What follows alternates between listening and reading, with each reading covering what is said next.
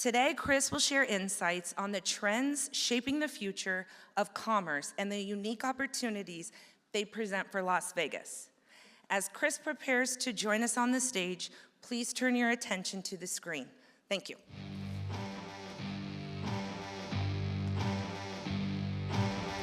More than 200 countries and territories.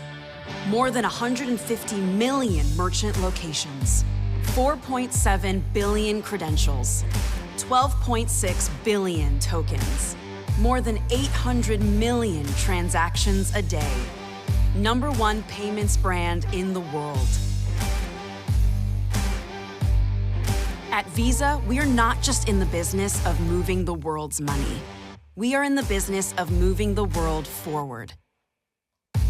Visa is known as the more secure, more convenient, more trusted way to pay and be paid, period. We know to stay on top requires a relentless push forward. So we keep our eye on what is next. Keep breaking boundaries and keep building tomorrow. We make progress possible, one step at a time, every single millisecond. Visa moves the world closer to the future. Visa, everywhere you want to be. All right. Good morning, Las Vegas. Can you all see and hear me? I wore the bright jacket so you can see me in the back. Thank you so much for having me here today. I'm super excited to be here. Thanks to Betsy for the invite. I also feel very honored to follow Danielle, your new CEO, and Lori, awesome job. And Jeremy, wherever you are, I got to brush up on my 80s movie quotes to really bring this thing to life, but awesome job as well. Let me just kind of start by answering a couple of questions. First, what is Visa? And secondly, why am I here to talk to this audience today? If I asked you what Visa is, you might say it's a credit card company, or maybe we're a bank. We're actually neither of those things. We're lots of other things. We are a trusted network that really is the world leader in payments and commerce. Our purpose is to uplift everyone, everywhere, by being the best way to pay and be paid. And that sounds great, but why is that important for this room today? It's because we're in a very unique position in terms of where we play in the world and the perspective that we have, the data that we have, et cetera, et cetera. So just to hit on some of these numbers and again why that's relevant in terms of what I do, I lead all of our merchant engagements. Nobody that is a merchant actually calls themselves that. You're a retailer, a restaurant, an airline, a hotel, entertainment, et cetera. We work with all of those players on one side of our ecosystem, and we work with all of the key banks on the other side of the ecosystem, and we're sort of the network in the middle that really makes this all work. We're accepted in 200 countries around the world. The network handles over 80,000 transactions a second, and we keep commerce safe by doing things like blocking fraud, cybersecurity, to the tune of $40 billion saved over the last 2 years. So all this is to say, I've got a pretty good view of kind of what's going on in the world, and what I'm going to try to do today is 3 things over the next 20 minutes or so. The first is I want to talk about where we are today. Full disclaimer, I'm not an economist, so I'm not going to do as good of a job as Jeremy on that. But I'm going to take you through some of the Visa data that we're seeing in terms of spend, where it's happening from a retail perspective, but also talk about travel, what's happening there around the world and into the US and this region.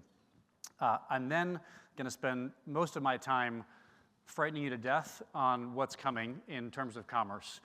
So we've all heard a lot about AI. It's certainly been the buzzword for the last couple of years.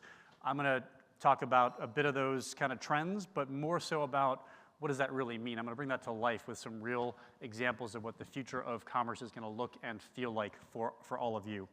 And then I'm going to try to bring it back for you as well and have a few takeaways to bring back to your organizations as we wrap up the day here. Lots to do, and certainly lots on Danielle's list. So, that's the plan.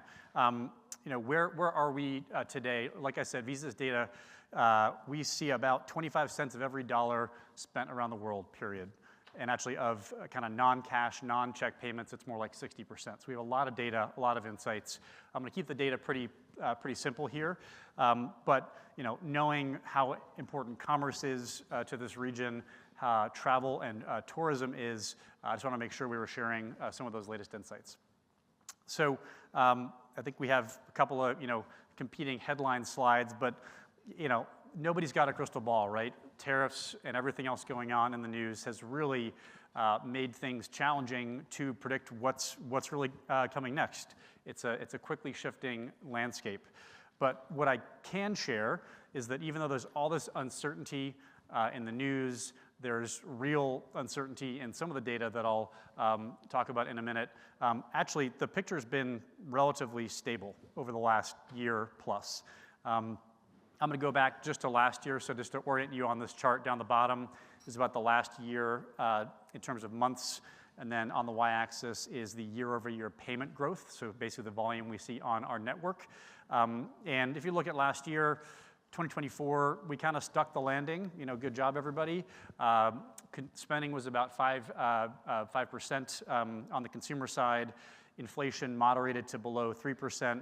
GDP was around 3% as well. Really strong finish, excellent holiday season. So overall, I think a pretty good story coming into 2025. If I think about then what's happened since then in 2025, it's been a bit of a story of 2 quarters of the half, but GDP went negative in the first quarter, a lot of news around that.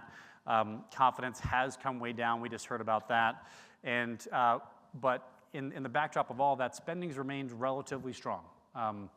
Up until the end of March, it was a pretty stable story, and then when we hit April with all of the tariff news, things got a bit more interesting.